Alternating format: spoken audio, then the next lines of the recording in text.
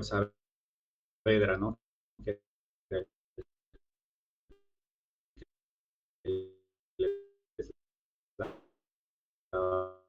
esta clase, porque entrar en su segundo parcial, vamos a tratar de hacerlo lo más puntual posible y cosa de que les pueda servir.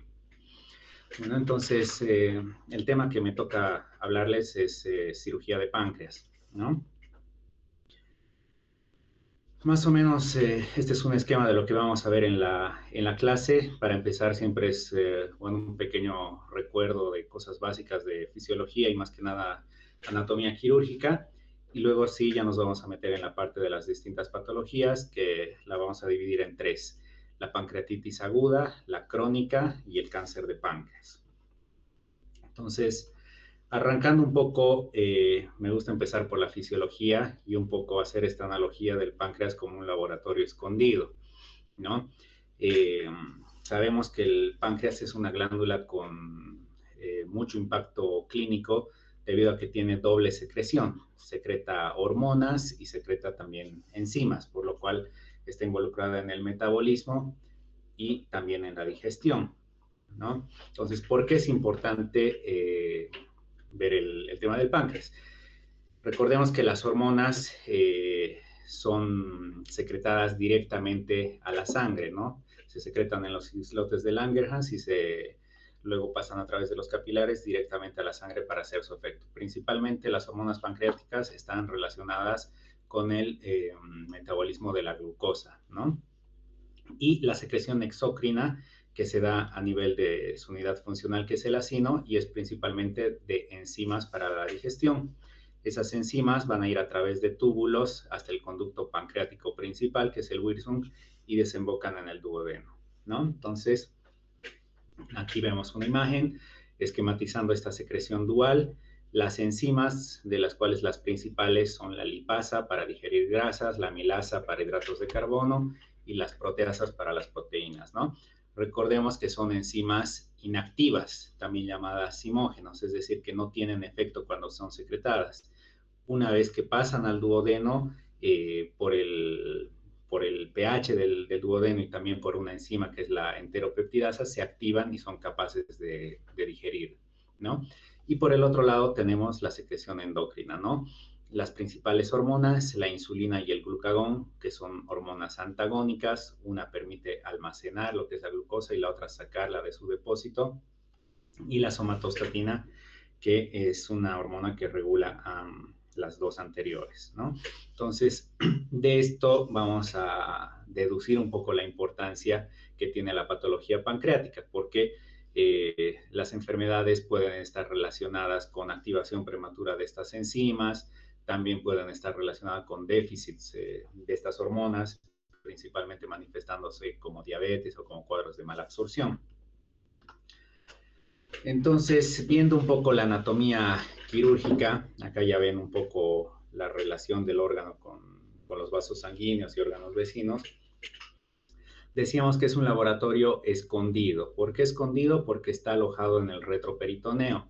Entonces, si bien está en relación con todos estos órganos, está separado de ellos también por la lámina de peritoneo, ¿no? Y en esta diapositiva lo que me importa que vean es la relación que tiene con el tubo digestivo, ¿no? En qué conexión tiene. Este de acá podemos ver llegan a ver, ¿no? El puntero del mouse.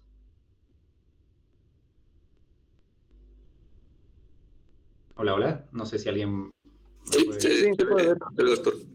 Entonces, este de acá es el conducto de Wilson o conducto pancreático principal y este de acá el accesorio de Santorini, ¿no? El conducto pancreático principal va a desembocar acá en el duodeno junto con el colédoco distal. El colédoco, recordemos que se da por la unión del conducto cístico que viene de la vesícula biliar y del conducto hepático común, ¿no? Entonces, esto es importante porque si ven acá hay una porción común, que es la porción distal de este conducto, que si un cálculo que se produce en la vesícula migra y se enclava acá a nivel distal, eso va a generar que los cálculos se vayan acumulando y genere un aumento de presión tanto en el colédoco como en el conducto pancreático, ¿no?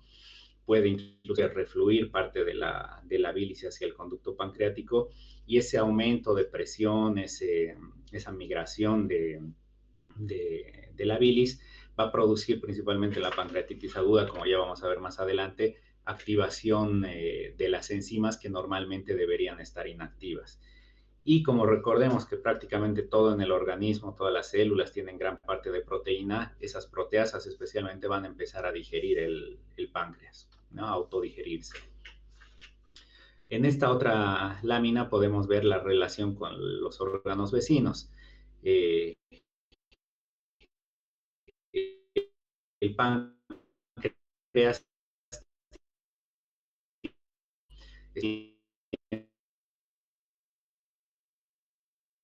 está relacionado también con la cara inferior del hígado,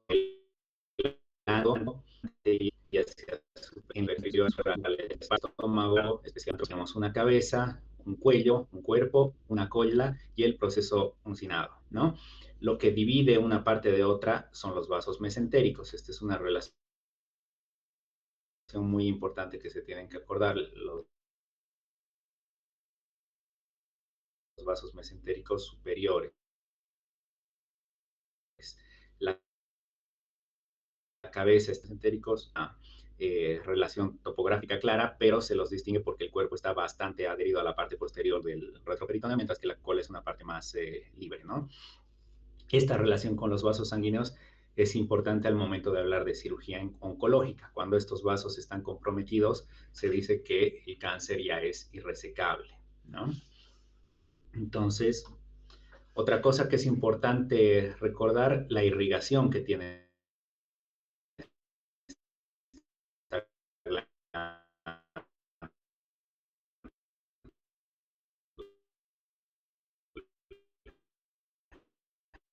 generar una arcada, ¿no?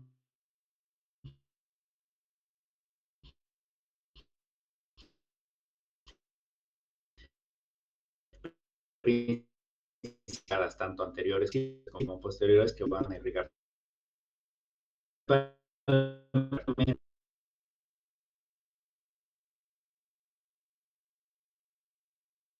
Viene de dos ramas.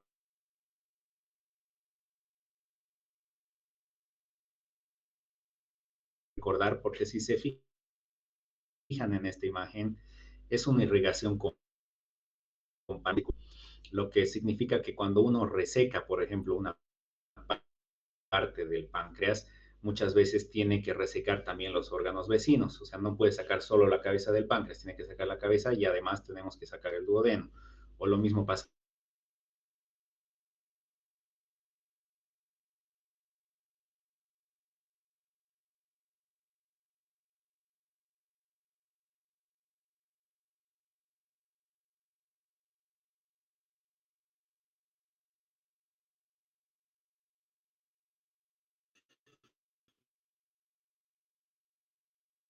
Doctor, creo que su audio se ha cortado.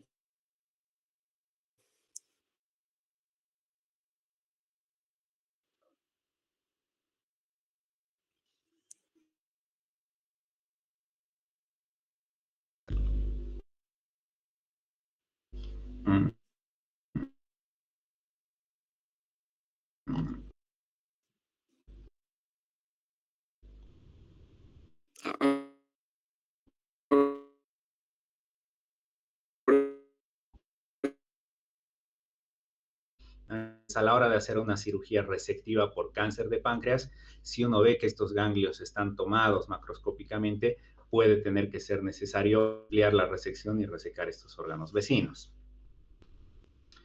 Ahora, las vías de acceso al páncreas, ¿cómo podemos llegar? Hoy en día, no solamente en cirugía abdominal y cirugía de páncreas, toda la medicina trata de ser lo menos agresiva posible, ¿no? Entonces, a lo largo de esta exposición vamos a hablar de este concepto que es el Step Up Approach, o un concepto escalonado, ¿no? Que significa ir de lo menos invasivo a lo más agresivo, ¿no? Siempre buscando el beneficio del paciente.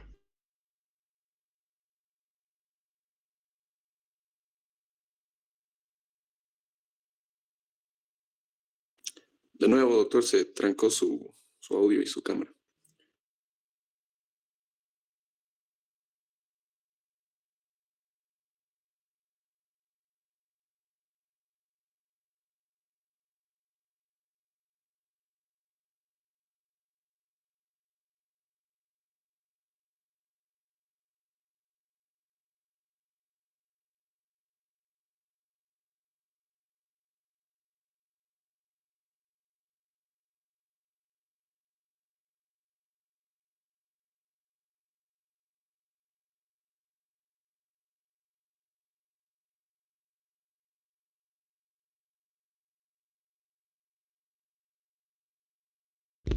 Perdón, chicos, ¿ahí se escucha? Sí, A ver ahora sí, si doctor. esperemos que podamos seguir. Entonces, les decía que tratamos de ir siempre de lo menos invasivo a lo más agresivo, ¿no? Y en ese entendido se puede llegar al páncreas a través de vía endoscópica por el tubo digestivo, por vía percutánea, que es a través de la pared abdominal o la región posterior, por una región lumbar, por punciones guiadas por imágenes, ya puede ser por ecografía o por tomografía. En cuanto a la cirugía, lo menos invasivo es la laparoscopía y la cirugía videoasistida, que vamos a ver más adelante. Por último, Doctor, disculpe, de nuevo, creo que no está presentando. a ver, perdón, chicos, no sé, estamos con muchos.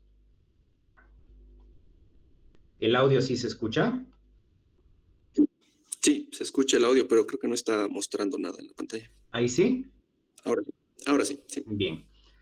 Entonces, y por último, la cirugía abierta, ¿no?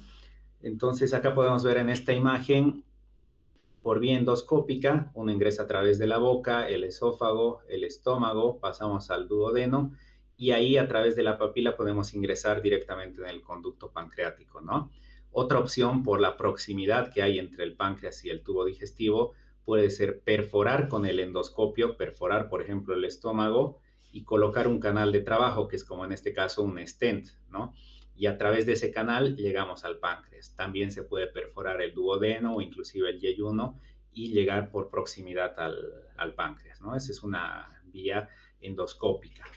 Otra vía poco invasiva es la vía percutánea. Acá a través de punciones directas sobre lo que es la pared abdominal, a través de una aguja y luego por cuerdas se llega hasta el espacio peripancreático y se dejan drenajes, ¿no? Principalmente para poder sacar colecciones o en algunos casos inclusive necrosis.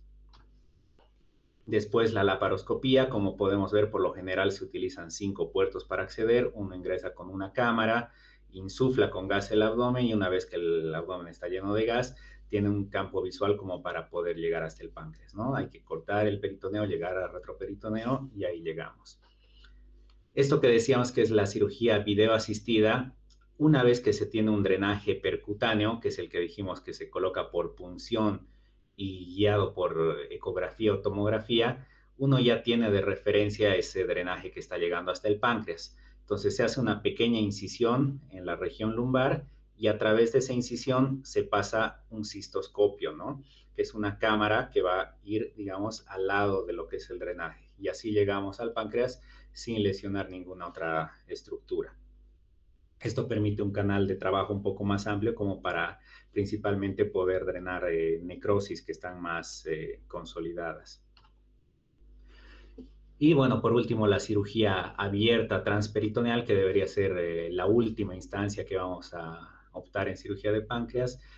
Y se puede llegar por una laparotomía mediana, supraumbilical, por una incisión subcostal izquierda, que puede ser esta de Chevron, o las incisiones en boca de horno, ¿no? Que son una subcostal bilateral. Ocasionalmente también se podría utilizar una incisión transversa en lo que es el hemicuadrante superior. Ahora, una vez abierta la cavidad abdominal, ¿cómo llegamos al páncreas? ¿Cómo se llega al retroperitoneo? Una de las vías se llama transomental, puede ser a través del omento menor, que está entre el hígado y el estómago. Perdón, no sé si...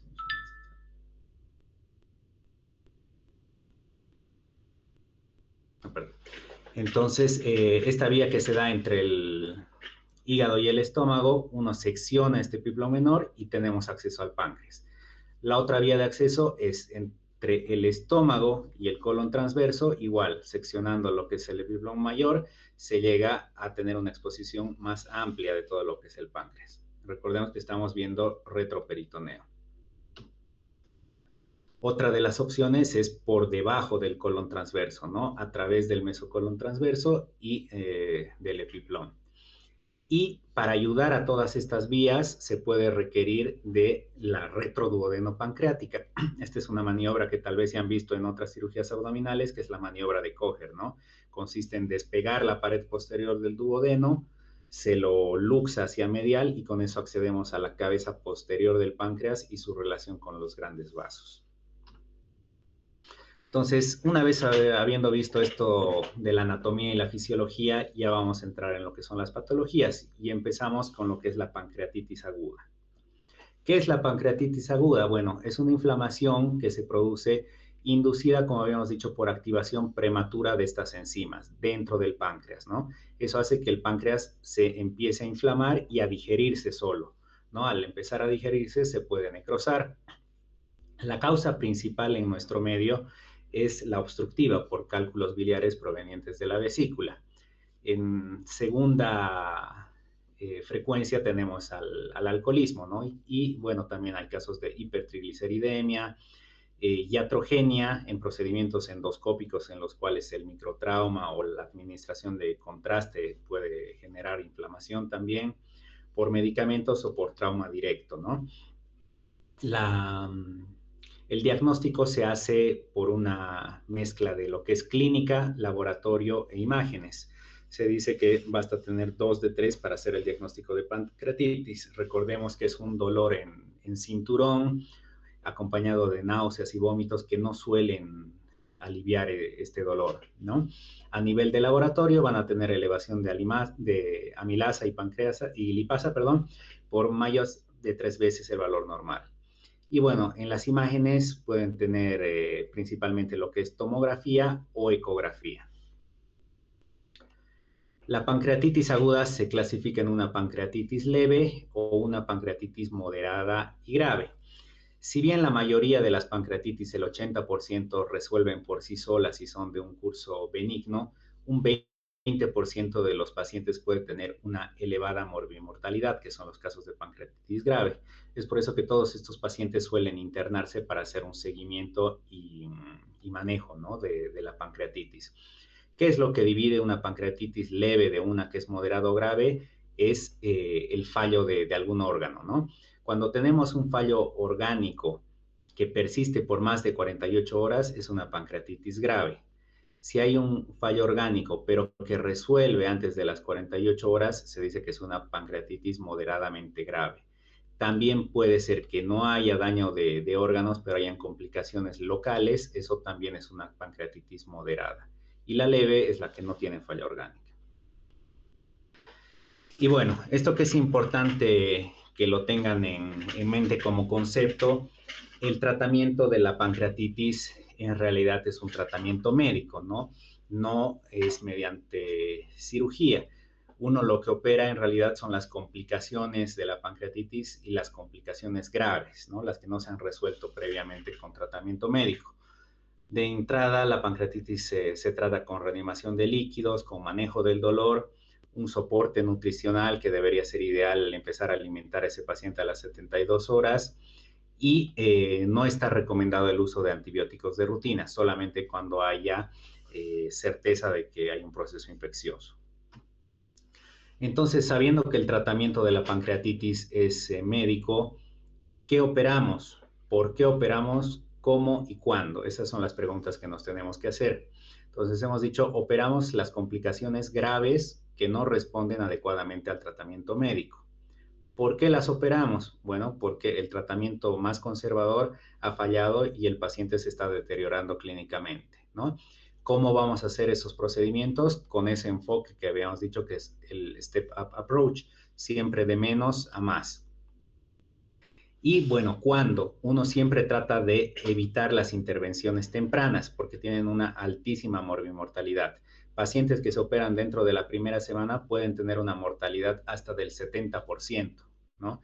Mientras que si uno logra retrasar la cirugía hasta después del primer mes, después de las 4 semanas, baja hasta un 7%. Entonces uno trata de enfriar, de bajar el proceso inflamatorio y recién operar a esos pacientes. Aquí vemos ese enfoque que hemos dicho. En el primer escalón va a estar siempre el tratamiento de soporte o tratamiento médico, medicación, hidratación, antibióticos. Si eso falla, el siguiente paso es ir por algo, ya sea percutáneo o endoscópico. Si pese a eso no está disponible o no nos funciona, ya podemos pasar a una cirugía mini-invasiva por laparoscopía o videoasistida. Y si todo esto ha fallado, bueno, la última instancia, la cirugía abierta, ¿no? Ahora también hay que ver la situación y la realidad de dónde estamos, ¿no? De nada sirve pensar que lo ideal es hacer un tratamiento endoscópico o percutáneo si en el hospital o el centro donde estamos no existen estas posibilidades, ¿no? Entonces, si pese al tratamiento conservador no se ha resuelto y no tenemos esto a mano, habrá que ir directamente a la cirugía abierta, ¿no? Ahora dijimos que se operan las complicaciones, ¿no? ¿Qué complicaciones tiene la pancreatitis? La pancreatitis aguda tiene complicaciones locales y complicaciones sistémicas. Las sistémicas son la falla respiratoria, falla renal, el shock y la falla multiorgánica. ¿Por qué se dan? Principalmente por un proceso inflamatorio grave, un CIRS y un estado de hipovolemia severo, ¿no? Y las complicaciones locales, que son las que van a requerir intervención quirúrgica, están resumidas en esta imagen. Tienen la formación de colecciones en un inicio, antes de las 4 semanas, va a ser solamente líquido, ¿no? Cuando hay inflamación, cuando hay digestión de la glándula, se puede producir necrosis.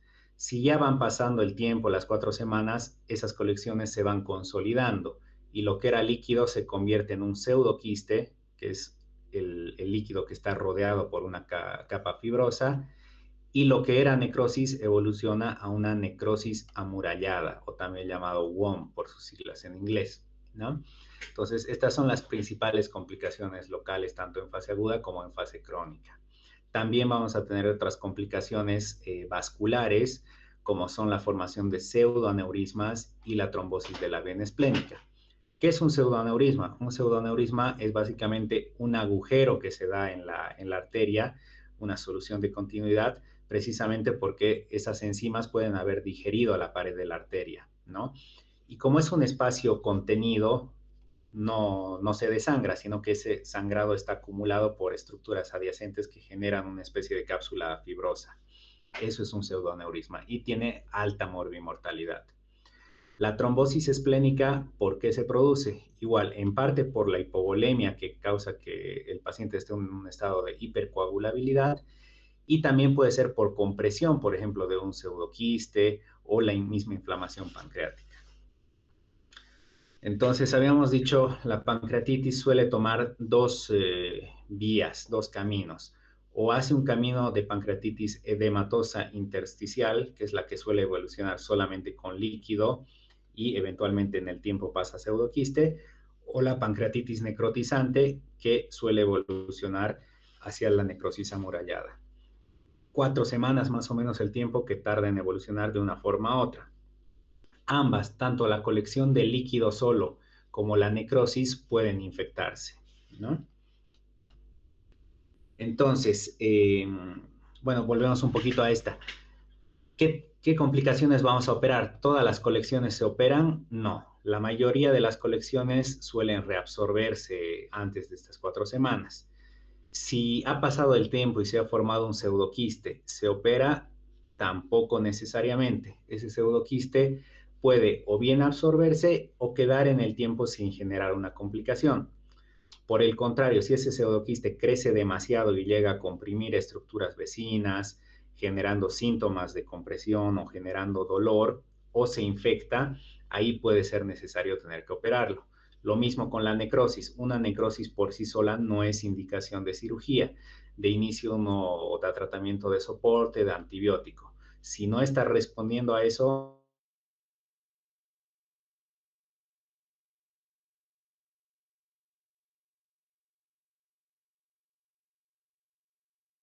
desarrolla una pared fibrótica, se puede drenar por vía endoscópica, como habíamos visto, perforando el estómago, duodeno o yeyuno, se coloca el canal de trabajo y se aspira todo ese líquido, ¿no?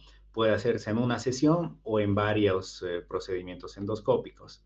Si eso falla, bueno, o la localización anatómica también puede ser más predisponente para un drenaje percutáneo. Dijimos que con cuerdas y punciones guiadas por tomografía o ecografía, llegamos a dejar un catéter para drenar esa colección de líquido.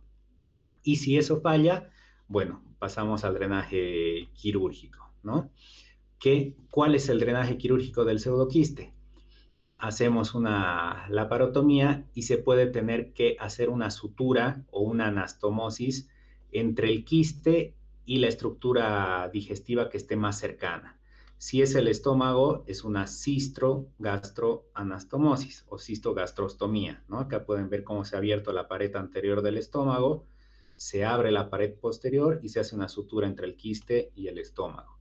Si por el contrario el quiste estaría acá en la cabeza del páncreas y está más cerca al duodeno, se hace una cistoduodenostomía o cistoduodenonanastomosis. Si fuera el yeyuno, igual, ¿no? Ahora, cuando hablamos de la necrosis, de igual forma, la necrosis se puede tratar tanto por vía endoscópica, percutánea o quirúrgica. Endoscópica, el mismo procedimiento, ¿no?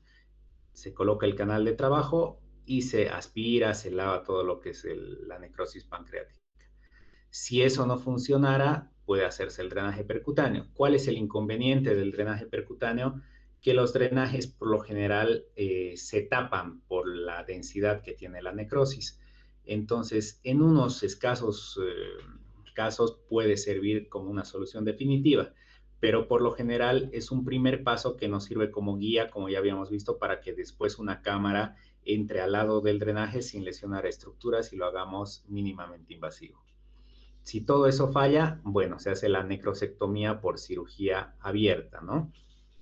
Que tiene mucha morbimortalidad, como habíamos dicho. Esta es la videoasistida. Pueden ver acá en la primera imagen a la izquierda, este es un paciente que tenía colocado un drenaje percutáneo, probablemente se haya tapado. Entonces se usa el drenaje como guía y se comienza a pasar una cámara de video, ¿no? Luego se colocan dilatadores, un canal de trabajo y se empieza a sacar todo esto que es tejido necrótico del páncreas. Y la cirugía abierta, bueno, se hace todo lo que es la laparotomía, se reseca el páncreas. Estos pacientes muchas veces están sumamente inestables en terapia intensiva, intubados, y requieren de varias operaciones. En un inicio se hace una especie de cirugía de control de daño, se hace un packing inicial, se deja el abdomen abierto y contenido, y en segundas cirugías que se pueden hacer cada 24 o 48 horas según la clínica del paciente, se van haciendo lavados continuos. Ahora aquí podemos ver un poco resumido las indicaciones quirúrgicas en la pancreatitis aguda. Que se opera entonces, decimos, la necrosis infectada que no ha respondido previamente al tratamiento antibiótico, ¿no? Que hay sepsis persistente o falla orgánica. El pseudoquiste sintomático, que igual que no se ha reabsorbido solo y que ha generado dolor por compresión. ¿Qué puede comprimir? Puede comprimir vía biliar, puede comprimir el duodeno, inclusive los vasos sanguíneos, ¿no? O el pseudoquiste que se ha infectado y que no ha respondido al antibiótico. Por otro lado, las complicaciones vasculares, el pseudoneurisma siempre debe tratarse. Un pseudoneurisma es de las excepciones al tratamiento conservador. Si se diagnostica de pseudoneurisma por el riesgo de hemorragia, siempre debe tratarse. Puede tratarse por vía endoscópica o por vía endovascular, que ya vamos a ver más adelante. La trombosis venosa, por lo general, se la deja a libre evolución. Estos cuadros de trombosis no se anticoagulan porque son pacientes que por todo el cuadro inflamatorio tienen alto riesgo de sangrado, ¿no? Entonces, solo se trata la trombosis en una etapa más alejada cuando esa oclusión ha generado que se desarrollen varices gástricas que pueden sangrar, ¿no? Y el síndrome compartimental, que es el aumento importante de la presión dentro del abdomen, principalmente por ascitis pancreática, uno trata de tratarlo igual de manera escalonada. En un primer estadio vamos a tratar de hacer manejo de líquidos. Si no fuera suficiente, se puede tener que hacer una paracentesis como para evacuar todo ese líquido, ¿no? Y en caso de que ya haya signos de isquemia de otros órganos, puede tener que hacerse una cirugía abierta. De las complicaciones vasculares, como habíamos visto, las varices gástricas y los pseudoaneurismas se pueden embolizar en el caso de las varices gástricas por vía endoscópica, inyectando directamente sustancias sobre la varice, o por vía endovascular, entrando por una vena periférica hasta llegar al lugar y llenarlo con esto que son alambres que ocluyen el pseudoaneurisma o también las varices gástricas. Ahora, otra de las cosas que se habla bastante en pancreatitis aguda es el hecho de realizar una colecistectomía o sacar la vesícula biliar. ¿Por qué se saca la vesícula? Porque en la mayoría de los casos, como hemos visto, es la que ha causado el problema, ¿no? Al despedir coágulos. Entonces,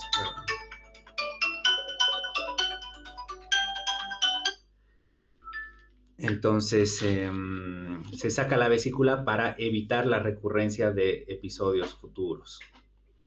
¿Cuándo se hace la colecistectomía? En general, pacientes que han sido hospitalizados por pancreatitis, se espera que baje todo el proceso inflamatorio y cuando el paciente ya esté estable, se procede a sacar la vesícula. Bueno, ahora pasamos al siguiente tema, que es la pancreatitis crónica.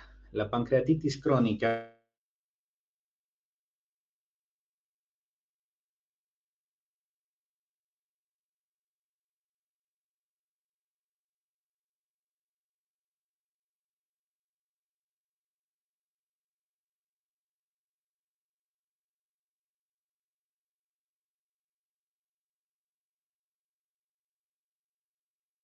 principalmente como diabetes y la exócrina como cuadros de malabsorción, ¿no? Pacientes con diarrea, con esteatorrea, que han bajado mucho de peso.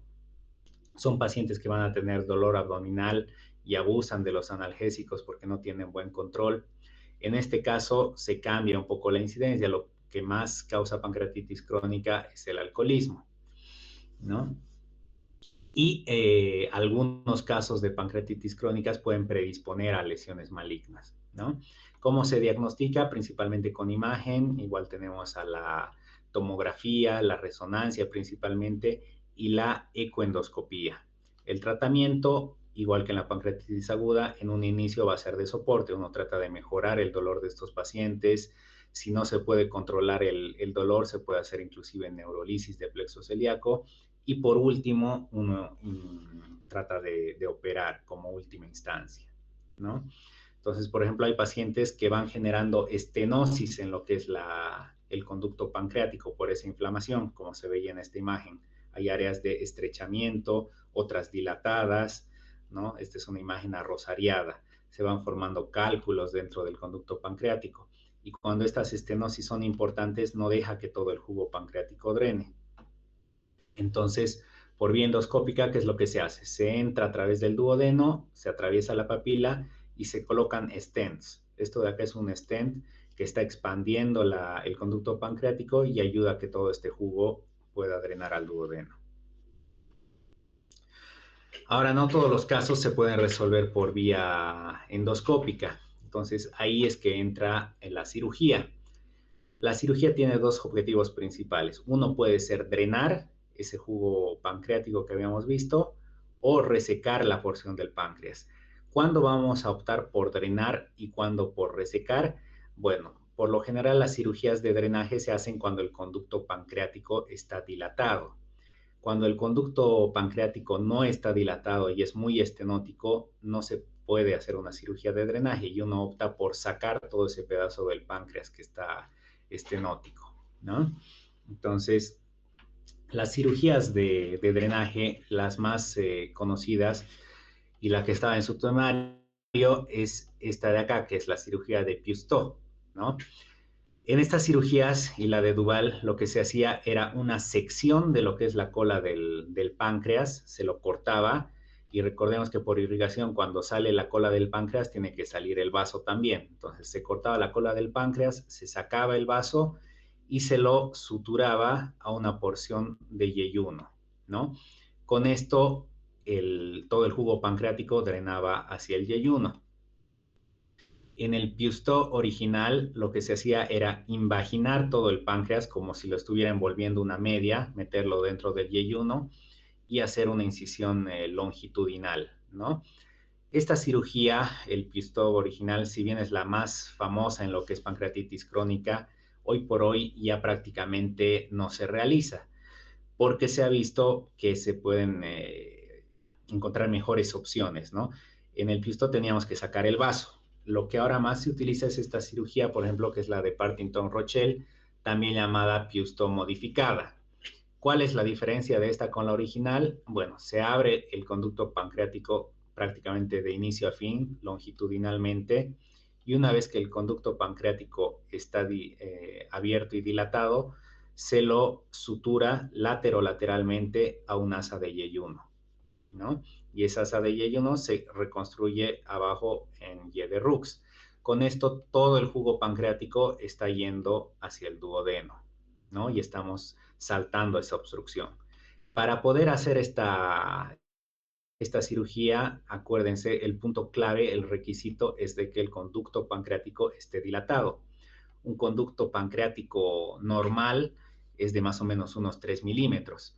Cuando está estenosado es menos de eso. Entonces, imagínense suturar algo de 3 milímetros a un yeyuno que puede tener 10 centímetros de diámetro o a veces inclusive más. Entonces, no es técnicamente posible, por lo cual el requisito para hacer esta cirugía es tener un conducto pancreático dilatado. Bueno, y es una cirugía de drenaje. Así es como se vería la cirugía, ¿no? La anastomosis entre el páncreas con el yeyuno lateral y esta asa de yeyuno que se ha cortado se vuelve a unir con la asa previa en configuración de Y de Rux. Cuando no está dilatada esa vía pancreática, no se puede hacer esa anastomosis, entonces se pueden hacer resecciones. Se puede resecar pedazos de la cabeza del páncreas respetando la parte más izquierda como para no tener que sacar el duodeno. Se puede tener que sacar toda la cola del páncreas o parte de la cola. A veces se puede conservar el vaso porque uno conserva estos vasos perforantes. Pero bueno, depende mucho de la anatomía y el lugar donde tiene la estenosis el paciente. Y bueno, con eso pasamos ya a la última parte, que es el cáncer de páncreas, ¿no?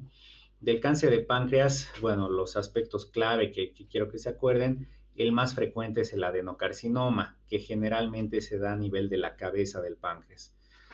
El cáncer de páncreas es uno de los cánceres que tiene peor pronóstico en medicina. Son pacientes que tienen muy elevada mortalidad, ¿no? Y en general el pronóstico es malo con y sin cirugía. La detección suele ser tardía porque son poco sintomáticos, son tumores muy agresivos y resistentes a la quimioterapia y muchas veces la diseminación no es detectable, es por eso que tienen un mal pronóstico. La cirugía ofrece la única oportunidad real de curación en el adenocarcinoma de páncreas y eleva la sobrevida de estos pacientes a 5 años. Si se fijan, es una tasa baja, ¿no? O sea, 20 a 30% de los pacientes operados van a sobrevivir a los 5 años. El otro 70% muchas veces hacen diseminación y mueren antes.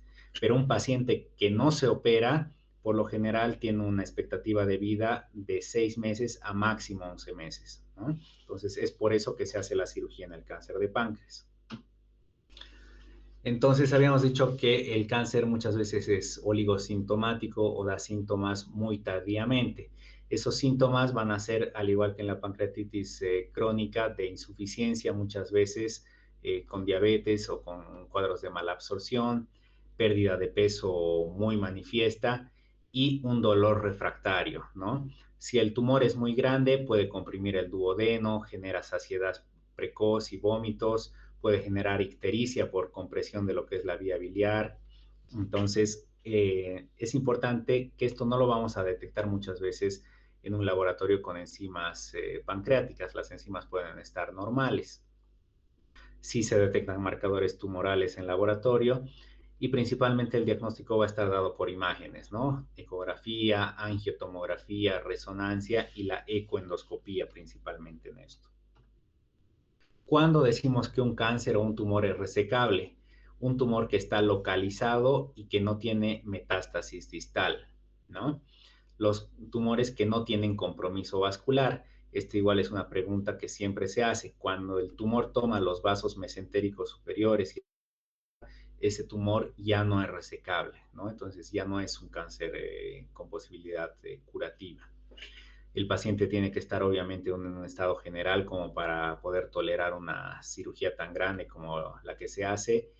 Y bueno, la resección a veces puede ser parcial, otras veces puede ser total.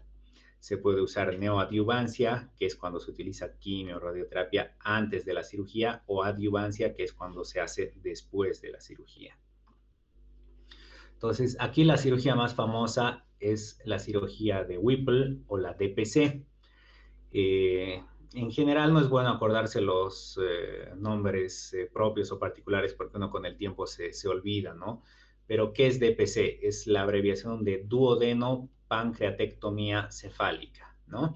Entonces, si se fijan en esta imagen, ¿qué es lo que se saca en la duodeno pancreatectomía cefálica? Se saca la cabeza del páncreas, que habíamos dicho es donde más frecuentemente se alojan estos tumores, y por la irrigación conjunta que habíamos dicho que tienen, se tiene que sacar también todo lo que es el duodeno. Además, también se saca todo lo que es el colédoco distal y la vesícula, ¿no? Entonces, son tres estructuras que se resecan, se puede decir hasta cuatro: el páncreas, el duodeno y la vesícula biliar con parte del colédoco. Entendiendo esto, que se hacen tres resecciones, nos quedarían tres cabos sueltos. Queda la vía biliar suelta, queda el estómago suelto y queda el páncreas suelto, ¿no? Entonces, eso tiene que reconstruirse de alguna manera. Y acuérdense, por lo general, todo se reconstruye hacia el yeyuno, ¿no? Entonces, las opciones siempre suelen ser es una bilio-yeyuno-anastomosis, una pancreático-yeyuno-anastomosis y una gastro-yeyuno-anastomosis, ¿no? Se usa el yeyuno porque es un asa móvil, ¿no? Que uno la puede desplazar fácilmente. Entonces, acá pueden ver la reconstrucción. Ahora, cuando el cáncer se da a nivel de la cola del páncreas, ahí se hace una pancreatectomía distal. Esta pancreatectomía distal, como tiene fines oncológicos y por el drenaje linfático y sanguíneo, siempre va acompañada de una esplenectomía o la resección del vaso. Ahora, cuando tenemos ya cáncer irresecable o tumores irresecables que han hecho metástasis a distancia o tienen invasión de los vasos mesentéricos, todavía se pueden hacer cirugías, pero no son cirugías curativas, son solamente cirugías paliativas, acuérdense eso. Entonces, ¿cuáles son esas cirugías paliativas? Principalmente derivaciones biliares y digestivas para resolver la ictericia y para poder alimentar al paciente, ¿no? Se pueden colocar drenajes biliares internos, como habíamos visto, stents, se pueden colocar drenajes biliares externos a través de drenajes percutáneos, se pueden hacer también anastomosis, como en el Whipple, una anastomosis entre la vía biliar y un asa de yeyuno sin tener que resecar el páncreas. Se pueden colocar stents en el duodeno por vía endoscópica para resolver las estenosis y que el paciente se pueda alimentar. O si no es posible, se puede hacer anastomosis igual entre el estómago y el yeyuno, salteando todo el pedazo que está ocluido por el tumor, ¿no? Entonces, en estos casos, la cirugía no busca curar, pero sí busca mejorar la calidad de vida, resolviendo estos problemas del paciente. Y bueno, por último, las complicaciones postquirúrgicas, que son el dolor de cabeza de los cirujanos. ¿Cuáles son las asociadas a este tipo de procedimientos? Generalmente siempre va a haber retraso del vaciamiento gástrico. Esto se debe a la inflamación y a todas esas anastomosis que se han hecho. Recordemos que hemos hecho anastomosis muchas veces con el estómago. Entonces, es un estómago que está inflamado y no se vacía adecuadamente. ¿Cómo se resuelve esto? Por lo general con el uso de sondas, ¿no? Una sonda nasogástrica, puede ser una sonda yeyunal, inclusive más distal, que va a ayudar a mejorar esa distensión hasta que el estómago otra vez tenga su motilidad. Otra de las complicaciones más temidas es la fístula pancreática, que es a nivel de esas anastomosis que se han hecho entre el conducto pancreático y las asas de intestino, puede empezar a gotear y a perder jugo pancreático, ¿no?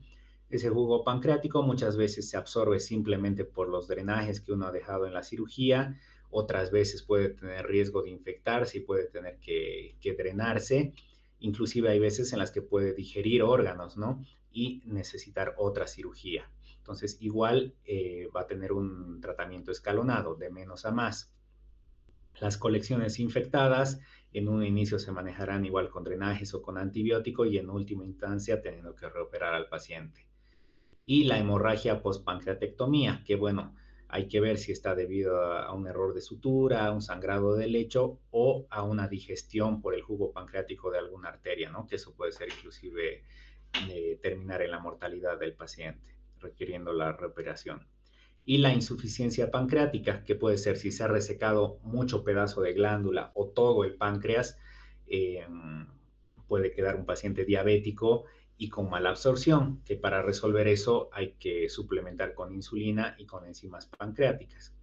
No me acuerdo, en alguna clase alguno de los chicos me preguntaba, ¿se puede vivir sin páncreas? Y bueno, la respuesta es sí. Es compatible con la vida no tener páncreas siempre y cuando se haga una suplementación tanto de las hormonas como de las enzimas, ¿no? Y bueno, ya terminando las últimas 3 diapositivas con algunos aspectos que tienen que recordar. Entonces, en la pancreatitis aguda, que el páncreas es un órgano de secreción mixta y que su patología y la resección puede causar tanto insuficiencia endocrina como exócrina, diabetes o mala absorción. La pancreatitis aguda es generalmente leve, resuelve por completo sola y su tratamiento es médico. Pocos casos de pancreatitis aguda son graves, pero tienen alta morbimortalidad. Y en estos el tratamiento siempre es escalonado, de menos a más. La resolución quirúrgica en la pancreatitis aguda es reservada para las complicaciones graves, ¿no? No todas las pancreatitis se operan las complicaciones graves que no han respondido inicialmente a manejo conservador. En pancreatitis aguda es preferible operar menos y operar después de la cuarta semana, habíamos dicho. Y cuando la pancreatitis es debida a causa litiásica, debe realizarse la colecistectomía para evitar la recurrencia.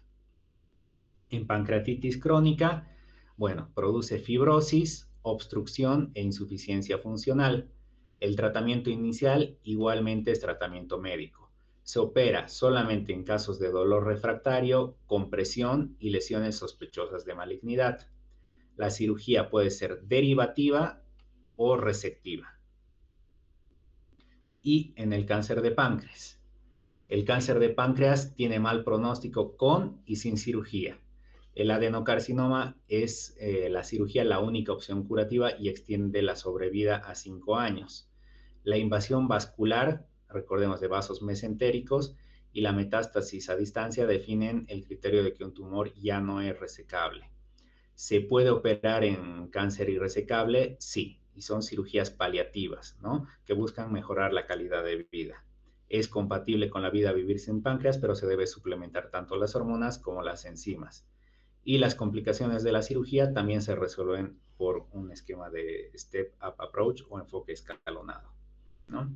Entonces, bueno, es un tema un poco denso y tal vez estaban un poco cansados, pero espero que hayan podido comprender los conceptos más importantes y no sé si tienen alguna duda.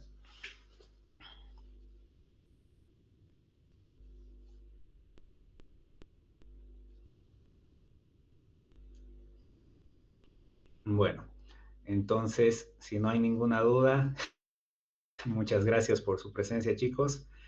Y bueno, recién igual nos han pedido las preguntas para el examen, pero bueno, las cosas que se van a preguntar con seguridad, acuérdense principalmente cuándo un tumor es resecable, cuándo es irresecable, las indicaciones de operación en pancreatitis aguda, las indicaciones en pancreatitis crónica, y bueno, en qué consisten las dos cirugías principales que son tanto el Whipple, que es la DPC, y la cirugía de Pius-Tov.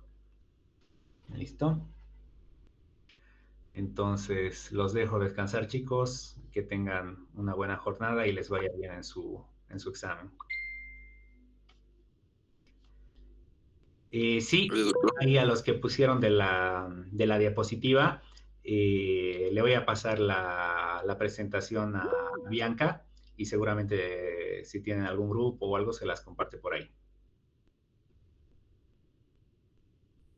¿Listo? Bueno, chicos, que les vaya muy bien. Un gusto. Gracias, doctor. Nos vemos.